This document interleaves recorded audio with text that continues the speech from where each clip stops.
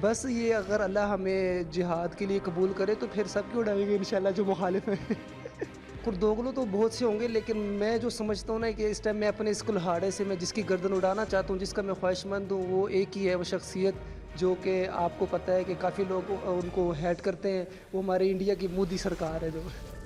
پاکستان میں چلنے والی مشہور ترک سیریز الطغرل کے دوسرے بڑے کردار ترگت کی ہو بہو مشابہت رکھنے والے پاکستانی نوجوان کے بھی سوشل میڈیا پر چرچے ہو رہے ہیں۔ حال ہی میں باغی ٹی وی نے پاکستانی ترگت، جن کا نام حافظ محمد علی خان ہے، کا انٹرویو کیا۔ پاکستانی ترگت حافظ محمد علی خان سے انٹرویو میں کئی سوالات کیے گئے، لیکن جب ترگت کی طرح کاندھے پر لگے کلہاڑے سے متعلق سوال کیا گیا کہ ترگت نے تو اپنے کلہاڑے سے بہت گردنیں کاٹی ہیں اور بڑے بڑے غداروں کو سیدھا کیا ہے، کیا آپ نے بھی کوئی ایسا کام کیا کہ جو اس کلہاڑے کو ساتھ لیے گھومتے ہیں؟ جس پر پاکستانی ترگت حافظ محمد علی خان نے جواب دیا کہ اگر اللہ ہمیں جہاد کے لیے قبول کرتا ہے تو پھر جو بھی ہمارے مخالف ہیں سب کی گردنیں اڑائی جائیں گی۔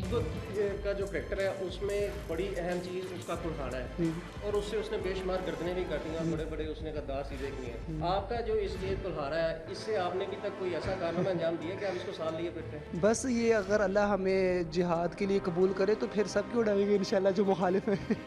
پاکستانی ترگت نے کہا کہ کردوغلو تو بہت سے ہوں گے، لیکن میں اپنے کلہاڑے سے بھارتی وزیر اعظم نریندر مودی کا سر کاٹنا پسند کروں گا۔ کردوغلو تو بہت سے ہوں گے، لیکن میں جو سمجھتا ہوں نا کہ اس ٹائم میں اپنے اس کلہاڑے سے میں جس کی گردن اڑانا چاہتا ہوں، جس کا میں خواہش مند ہوں، وہ ایک ہی ہے، وہ شخصیت جو کہ آپ کو پتہ ہے کہ کافی لوگ ان کو ہیٹ کرتے ہیں، وہ ہمارے انڈیا کی مودی سرکار ہے جو۔